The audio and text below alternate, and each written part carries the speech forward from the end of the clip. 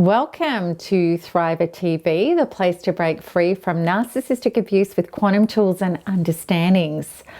I'm so excited about today because it's taken me quite some time to work out exactly what I'm going to be sharing with you. Namely, in my opinion, the top 11 telltale signs of a narcissist and what they are and what they mean. Not just from the narcissist perspective, but also the impact that this has caused in your life. Then at the end of this episode, I'm going to connect you up with a very simple 2-minute quiz that will allow you to know with full clarity what level of narcissist you've been dealing with or are still dealing with. Okay, so let's dive in and check out the 11 signs that I believe conclusively identify narcissistic behavior, starting with the first. Number 1, refuses to be responsible and remorseful for actions. This one is incredibly common with people who have narcissistic personality disorder, and how this manifests is a refusal to be accountable. The narcissist will use all sorts of deflections and diversions to dodge taking responsibility for their behavior. And because this person is not accountable, responsible, or genuinely remorseful about how they hurt other people, or the fact that they've committed pathological, manipulative, and even criminal acts, they don't learn from their mistakes. A narcissist doesn't grow up and become responsible. The same problems, behaviors, and catastrophic events continue to happen to them and other people in their lives. If you're with somebody like this, you'll be tearing your hair out, trying to get them to realize what they've done and apologize and make amends. And you'll be blown away regarding how this person continues to reoffend. And any apology comes as a false apology. It comes way too late. And it may be used when nothing else works to keep you hooked as narcissistic supply. And when an apology does come, if it comes with invalidating statements like, "I said I'm sorry, what more do you want?" Which seriously is not an apology at all. Number 2, takes offense to real or perceived criticism. Narcissists pop open on a hairline trigger. They get bent out of shape by things that normal, emotionally mature adults just don't get upset about. Of course, everybody can have a bad day when under stress, but narcissists consistently get moody, sullen, and aggressive. When a narcissist perceives that you said the wrong thing, they take umbrage, dish out tit-for-tat comments, or punish you with the silent treatment, or they exit the scene altogether as a way of abandoning you. Or the narcissist lines you up with cruel ferocity that will leave you reeling. All because you said something that their unreasonable, insecure, false self didn't want to hear. Maybe you spoke up for your highly compromised, violated needs or values, which of course is not what the narcissist is in a relationship for. It's truly all about them. And when you're not serving the monstrous ego adequately, this is when you will see a narcissist unravel into childish and extreme behaviors. Number 3 is critical, hard to please, and verbally abusive. With a narcissist, you are damned if you do and you're damned if you don't. You may try to twist yourself into the shape of a pretzel to appease this person, keep them happy, or at the very least stop them from abusing you, but it just isn't possible. The truth is the narcissist is such an inner seething pit of insecurity, pain, and malfunction that he or she will lash out at close intimates. The narcissist, trapped in such unconsciousness, believes you are the cause of their emotional disruptions. Nothing could be further from the truth, yet the narcissist refuses to see it any other way. Of course, being on the receiving end of such inhumane, devastating, and maliciously cruel treatment will cause you to break down under senseless and unrelenting abuse. Number 4, shows disdain for regulations and makes up own rules. Narcissists believe that they are a law to themselves. They hate being pinned down and answerable to anybody. The narcissist believes that if he or she were to fall in line, that this would reduce them to being the same as everybody else, which their false self finds incomprehensible. How can a false self retain its fictitious engineered construction of vast superiority if having to do what one is told?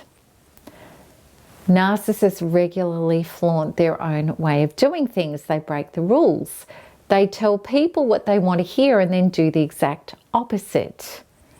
They even engage in criminal activities that fulfill the agendas of garnishing the energy, acclaim, and things that the narcissist relentlessly chases. Number 5 is charming and loving, then devaluing and discarding. A narcissist can switch from adoring you to abhorring you on a dime. This leaves you reeling. One minute you think how loved up this person is with you, and then this person hates you and tells you why they don't want to be with you anymore. Or if it's a non-intimate partner narcissist, somebody else in your life, you may have felt like you've just had a breakthrough and got some kind of acceptance and understanding with this person, and then they turn on you mercilessly again. It's not normal, and it's one of the most devastating things to go through. Thinking finally you have some safety and sensibility with this individual, and then they pull the rug out from underneath you harder than ever. When the narcissist is full of supply, they can be the most delightful, loving creature you could ever imagine. However, any high of temporary fullness and happiness is short-lived. As soon as the narcissist starts plummeting into being low on narcissistic supply, then the demons erupt. This is when the narcissist will lash out at close intimates who are easy targets if they're already hooked. To try to escape their own self-annihilating feelings, narcissists project out onto you lots of insane accusations and assumptions, including what they are doing themselves. Number 6 engages in pathological lying and cheating. Narcissists lie. It's just what a false self does. The narcissist knows conceptually that other people think lying is unacceptable. Yet the narcissist believes that lying is fair game to secure the agenda that is needed to get narcissistic supply. This means that a narcissist will tell anybody exactly what they want to hear to be able to snare them up as an energy source and fulfill their own agenda. It also means that the narcissist will withhold, twist and turn facts and divert blame to avoid the narcissistic injury of being held accountable for wrongdoing. In the devaluing stage, when the narcissist projects their wounds onto somebody, they can come up with the most outrageous lies about that person in order to discredit them and to try to destroy their life. In the final discard stage, this is incredibly apparent. Narcissists are equally capable of adultery and sexual promiscuity without any remorse at all. It's a very rare person who hasn't discovered the pathological lying and cheating that a narcissist has done. Naturally, this is incredibly shocking, especially when a narcissist will look you straight in the eye and tell you that they've never done these things. It's a huge shock to discover that they certainly do. Number 7, uses defense mechanisms when confronted. Narcissists twist, turn, abuse, confuse, blame and attack when confronted about wrongdoings. There are in fact about 20 defense mechanisms that narcissists use, and they all make you feel like your head is going to spin off your shoulders and explode. It's beyond mental. If you are arguing with somebody who refuses to stay on topic, completely invalidates your feelings, uses tit-for-tat retaliations, and brings in allies, real or imagined, to back up their arguments, and twists and turns facts in ways that are nonsensical and completely delusional, this is a sure sign that you're dealing with a narcissist. You truly would get more sense from an angry 5-year-old. Number 8, engages in smearing and discrediting you. Narcissists like to learn about the deep mechanics of other people, things such as their past, their secrets, and what makes them tick. If there are any vulnerabilities or cracks, the narcissist holds onto these like aces in a poker game. Once you're in the devalue and discard stages, a narcissist will use personal information against you to get narcissistic supply and attention from other people, to discredit you, and even to try to destroy you. This is all about fulfilling the narcissist's agenda of outing you so that the narcissist can take over your position, or dismantling and destroying you when the narcissist has decided that you are no longer appropriate in his or her life. Absolutely outrageous lies can be used, as well as stretching the truth and only giving one side of the story.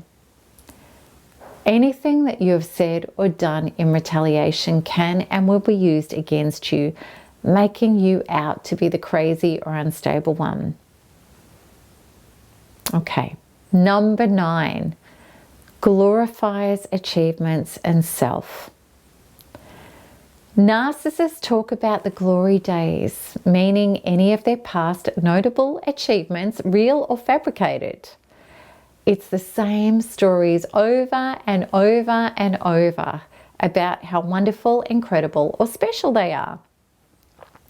The narcissist hangs on to this as a shiny penny, designed to self-medicate when low on narcissistic supply or to suck energy from others.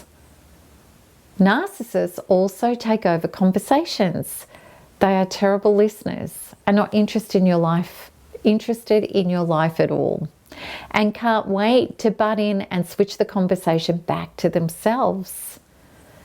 The narcissist knows more, has done it better, and is a greater authority than anybody else. He or she is not interested in you, apart from in the love bombing phase, where attentiveness makes you bond with them, and is only interested in sucking energy from you while they talk all about themselves. A narcissist starts feeling low on narcissistic supply if anybody else is getting the energy and the attention. If the conversation is not about them, they will steer it back to themselves, disrupt everyone, or have to leave the room. Number 10 is unable to express genuine compassion and empathy. A narcissist can pretend to be compassionate and empathetic when trying to secure an agenda. However, you will discover that this person simply does not have the resources to be genuinely compassionate and empathetic.